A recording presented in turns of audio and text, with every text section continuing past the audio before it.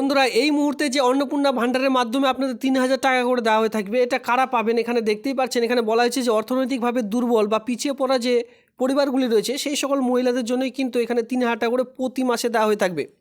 এই ফর্মটি আপনারা কী করে পাবেন? মোদিজির এই যে অন্নপূর্ণা ভাণ্ডার প্রকল্প, এই ফর্মটি আপনারা কী করে পাবেন আমি স্টেপ বাই স্টেপ আপনাদের বলে দিচ্ছি। কোথায় কীভাবে জমা করতে হবে সমস্ত আমি দেখিয়ে দিচ্ছি। পরপর দুটো ফর্ম কিন্তু এখানে রয়েছে। অফলাইনের ফর্মে হয়তো আপনাদের সকলের কাছে এই ফর্মটি রয়েছে।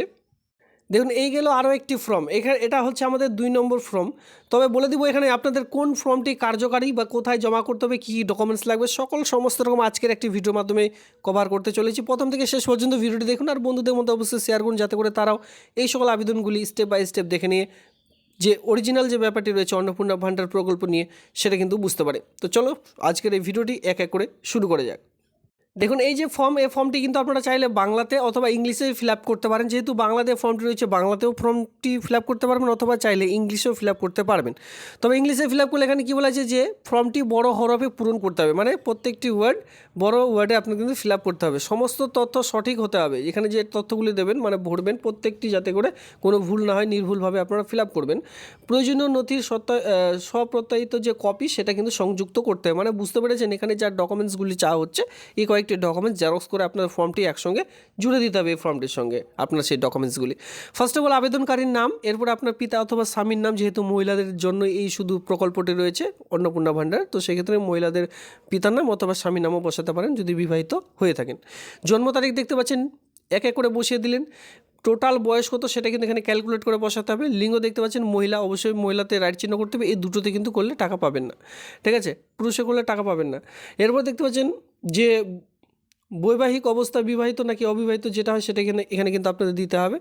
এরপর দেখতে পাচ্ছেন পূর্ণ ঠিকানা, যেখানে আপনাদের village, post office, police station, district, pincode সমস্ত রকম। ফার্স্ট অফ অল দেখতে পাচ্ছেন আপনার গ্রামের নাম, পোস্ট অফিস, আপনার থানার নাম, পৌরসভা অথবা আপনার ব্লকের নাম, এরপরে জেলার নাম, এরপর আপনার পিনকোড নাম্বারটি বসিয়ে দিলেন।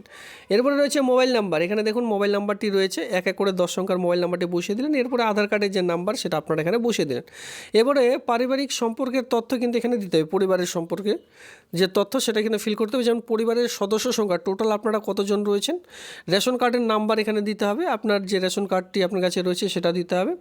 এখানে বলা হয়েছে বার্ষিক মোট আয়ের পরিমাণ যদি আপনাদের 1 লাখ টাকার উপরে হয় সেক্ষেত্রে আর এই ভাতাটি আপনারা পাবেন না। তো সেক্ষেত্রে বার্ষিক আয়টি আপনার যেটা রয়েছে সেটা এখানে বসিয়ে দিলেন। রেশন কার্ডের যে নাম্বারটি রয়েছে সেটা এখানে আমি বলে দিলাম। এবার রেশন কার্ড কী ধরনের, AAYPHH না SPHH না অন্যান্য যেটা হয় সেটা বসিয়ে দিবেন।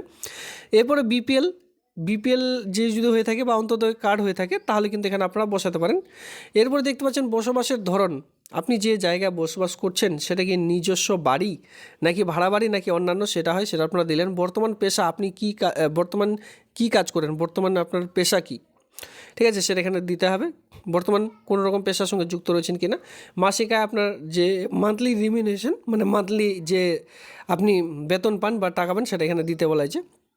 এরপরে যে অ্যাকাউন্টে টাকাটি নেবেন সে ব্যাংকের নাম, এরপরে আপনার সেই অ্যাকাউন্টের নাম, IFSC কোড, সেই ব্যাংকের যে IFSC কোড হয় সেটা দিলেন। এরপরে অ্যাকাউন্টের ধরন সেভিং নাকি কারেন্ট যেটা হয় সেটা এখান থেকে এক এক করে দিতে হবে।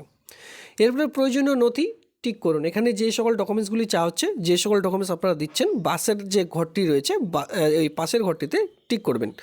আধার কার্ডের কপি দিয়েছেন টিক করুন, রেশন কার্ডের কপি দিয়েছেন টিক করুন, বিপিএল বা অন্তোদয় কপি দিয়েছেন কিনা, যদি দিয়ে থাকেন ইয়েস করবেন।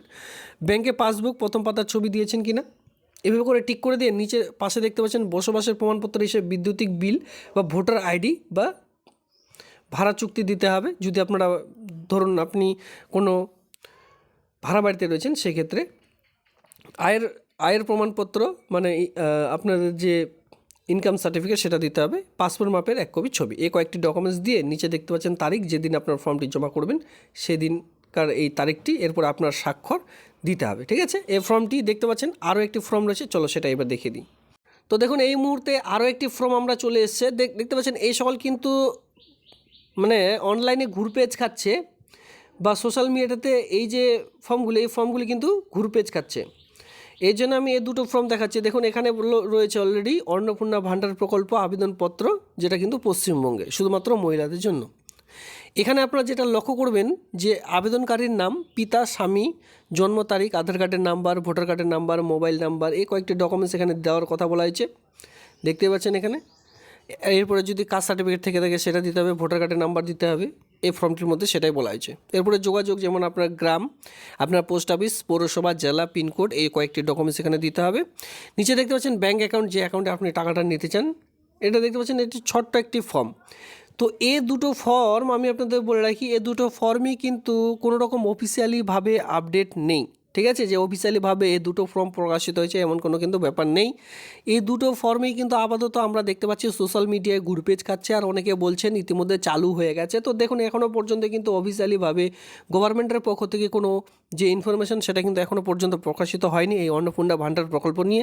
আর এই যে ফর্মেটগুলি দেখতে পাচ্ছেন, এই ফর্মেটগুলি একেবারে কোনো অস্তিত্ব নেই, ঠিক আছে? এখানে আপনারা দেখতেও পারবেন, এখানে অনেক রকম কিন্তু ভুল আছে ফর্মের মধ্যে যে টাইপিংগুলি অনেক ভুল হয়েছে, মানে এটা আপনারা বুঝতে পেরেছেন কোনো একজন এই সকল প্রকল্পের যে ফর্মগুলি বানিয়ে অনলাইনে জাস্ট ভাইরালের জন্য ছেড়ে দিয়েছেন, ঠিক আছে? এই সকল ফর্মে আপনারা এখনও পর্যন্ত কোনো রকম এর যে অস্তিত্ব সেটা কিন্তু নেই। যখনই এর অফিসিয়ালি সাইটে প্রকাশিত হবে যে কী করে আবেদন করতে হবে, অনলাইন নাকি অফলাইন, যখনই এর সম্পূর্ণভাবে কোনো রকম অফিসিয়ালি আপডেট আসবে, সঙ্গে সঙ্গে কিন্তু আমি আপনাদের এক এক করে ভিডিওর মাধ্যমে তা জানিয়ে দেবো। অবশ্যই আপনারা এই চ্যানেলটিকে সাবস্ক্রাইব করে সঙ্গে থাকুন। বিভিন্ন ইউটিউব চ্যানেলে এই সকল ফর্ম নিয়ে কোথায় জমা করতে হবে সমস্ত রকম বলে দিচ্ছে, তবে আমি বলবো সেই সকল একেবারে ফেক ভিডিও কিন্তু দেখবেন না। এখনও পর্যন্ত কিন্তু এই সকল প্রকল্পের আবেদন কিন্তু এখনও পর্যন্ত শুরু হয়নি। যখনই শুরু হবে আমি কিন্তু আপনাদের অফিসিয়ালি আপডেট বেরোলেই কিন্তু আমি আপনাদের এক এক করে জানিয়ে দেবো যে এতদিনের মধ্যে খুব শীঘ্রই চালু হতে চলেছে, ঠিক আছে? যখনই অফিসিয়ালি আপডেট আসবে আমি কিন্তু আপনাদের এক এক করে জানিয়ে দেবো। তো এই ছিল আজকের এই ভিডিও। এই সকল ফর্মের মধ্যে বা এই সকল ফর্মের চক্করে কেউ পড়বেন না। যখনই অফিসিয়ালি আপডেট বেরোবে আমি আপনাদের এই চ্যানেলের মাধ্যমে কিন্তু জানিয়ে দেবো। ভিডিওটি অবশ্যই বন্ধুদের মধ্যে শেয়ার করবেন। ধন্যবাদ।